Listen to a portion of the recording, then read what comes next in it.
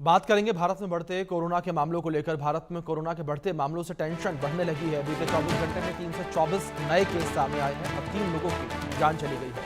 24 घंटे में दिल्ली, झारखंड, केरल में एक मौत हुई है और कोरोना के एक्टिव केस की संख्या जो है वो 6,815 पर पहुंच चुकी है, यानी कि करीब 7,000 के पास कोरोना के एक्टिव केस की संख्या पहुंच चुकी है।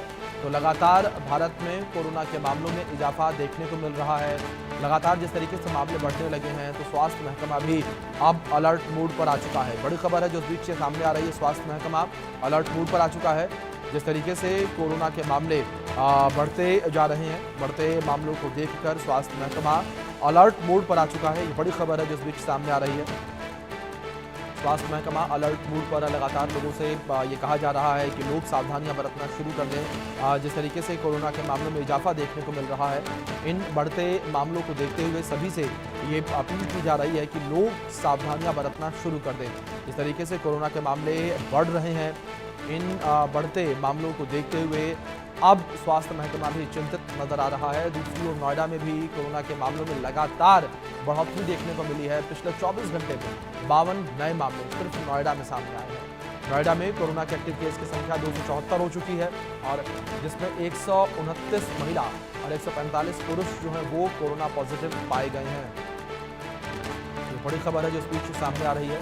तो लगातार जो है कोरोना के मामलों में इजाफा देखने को मिल रहा है और नोएडा में भी ये इजाफा जारी है। इसी विषय पर आधारित हमारे सहयोगी महेंद्र माही की खास रिपोर्ट देखिए। आपकी क्या स्थिति इस वक्त नोएडा में कोरोना को लेकर बनी हुई है? देश में लगातार कोरोना के मामले बढ़ रहे हैं। तो अगर बात करें नोएडा, तो नोएडा में भी काफी तेजी से इसके आंकड़े अब सामने आ रहे हैं।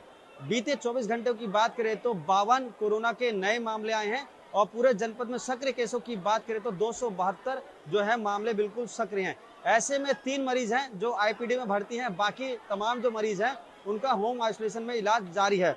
मैं मौजूद हूँ नोएडा के जिला अस्पताल में। तस्वीरें आप देख सकते हैं किस तरीके से लापरवाही यहाँ साफ झलक रही है। चाहे मरीजों की बात करें या जो लोग अपने मरीजों के साथ हैं उनकी बात करें, डॉक्टर की बात करें, तमाम स्टाफ की बात करें, यहाँ पर किसी तरह का कोई एक तरीके से अवेयरनेस नहीं दिख रही है लोगों के अंदर कि जिस तरीके से काफ़ी तेज़ी से कोरोना के मामले और उसके आंकड़े बढ़ रहे हैं। लोगों की तबीयत खराब हो रही है, उनको अस्पताल में भर्ती तक कराना पड़ रहा है।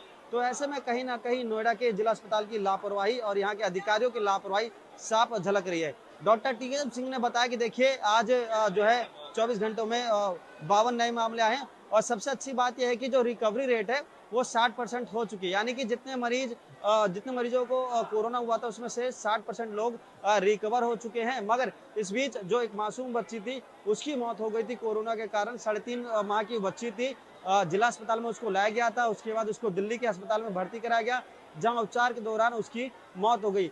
बताया जा रहा था कि इसको डिहाइड्रेशन की प्रॉब्लम थी, निमोनिया की प्रॉब्लम थी और जब जांच रिपोर्ट फाइनल आई तो पता चला उसको कोविड भी था।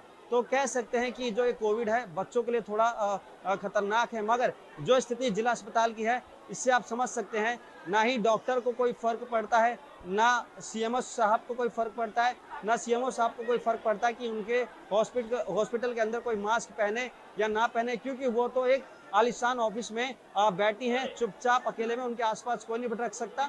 तो एक तरीके से कह सकते हैं लापरवाही नोएडा के जिला अस्पताल में खूब देखी जा सकती है। इंडिया न्यूज से महेंद्र माही, नोएडा। मैं इस वक्त मौजूद हूँ नोएडा के जिला अस्पताल में। लाखों करोड़ों की लागत से ये जिला अस्पताल बनकर तैयार है, मगर मरीजों के लिए नहीं, केवल अधिकारियों के लिए, सीएमएस के लिए, सीएमओ के लिए। ये ताला देखिए, दरवाजे पे ताला लगा है।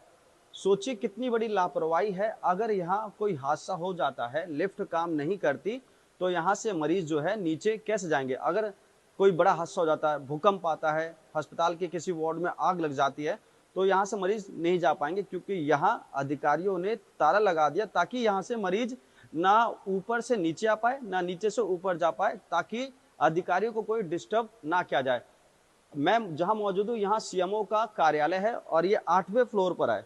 सबसे बुरी चीज यहाँ ये है, देखिए जहां जहां लिफ्ट है वहां वहां ताले लगाए गए हैं। यहाँ 3 लिफ्ट है, 3 में से केवल 2 लिफ्ट काम कर रहे हैं, बाकी सभी लिफ्टों को बंद कर दिया गया है। आपको मैं दूसरी लिफ्ट बताऊं, यानी कि जहां सीएमओ साहब बैठते हैं, जहां ये देखिए सामने मैं आपको तस्वीर दिखाऊंगा, डॉक्टर नरेंद्र कुमार, मुख्य चिकित्सा अधिकारी, गौतम बुद्ध नगर। यानी कि स्वास्थ्य सुविधा की सारी जिम्मेदारी इनकी है, मगर कोई बेचारा मरीज है जो बुजुर्ग है, कोई जो गर्भवती जो महिला है, अगर वो आती है तो कैसे जाएंगे। देखिए 1 2 3 तीनों लिफ्ट ये बंद है। आप इधर आइए, इधर आइए, इधर आइए। कब भी नहीं है, लिफ्ट भी नहीं है, क्या क्या समस्या आ गई? सीढ़ी भी नहीं आ रही है, चल जा रही है, सीढ़ी से नीचे उतर जाए। 3 लिफ्ट, 2 लिफ्ट में एक आधा घंटे लग गया हमको आने में ऊपर। तो सीढ़ियों के पास ताला लगा है?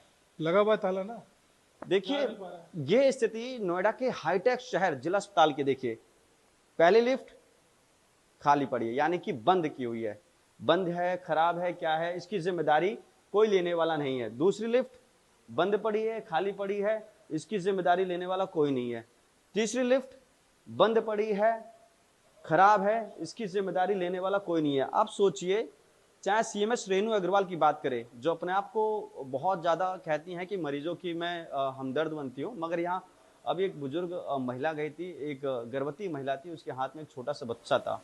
बेचारी लिफ्ट को करीबन 10-15 मिनट उसने इंतजार किया। हमने उसको बताया लिफ्ट खराब है, उसके बाद जीने से जाने की कोशिश की। सोचिए एक महिला जिसके हाथ में मासूम बच्चा, उसने जीने से जाने की कोशिश की तो जीने पे ताला लगा है। तो जो प्रदेश के डिप्टी सीएम है ब्रजेश पाठक जी, और जो स्वास्थ्य मंत्री है, मैं कहूँगा आप एक बार यहाँ जरूर देखिए, इन अधिकारियों को बताइए कि अगर इनको नोएडा भेजा गया है तो केवल अपनी ऐशो आराम के लिए नहीं, यानी कि जनता की सेवा करने के लिए भेजा गया है। इनके कमरों में एसी लगा हुआ है, इनके लिए अलग से लिफ्ट तैयार है जिसमें केवल डॉक्टर स्टाफ जा पाएंगे, मगर जब आम जनता की बारी आती है तो ये स्थिति आपके सामने है। सीएमएस रेणु अग्रवाल से बात करूंगा, जिनके अंडर ये पूरा जिला अस्पताल आता है। उनका 2-2 कैबिन है, एक नहीं, उनके 2-2 कैबिन है, जहां वो बैठ के आराम कर सकती हैं, जहां वो बैठ के अपना तमाम चीजों को गपशप कर सकती हैं। तमाम जो अस्पताल के नर्स डॉक्टर उनके यहाँ साथ बैठ के चाय पानी पी सकते हैं, मगर जब मरीज की बारी आती है तो बेचारा 8वें फ्लोर पर ऐसे ही भटकता रहता है। इंडिया न्यूज़ से महेंद्र माही, नोएडा।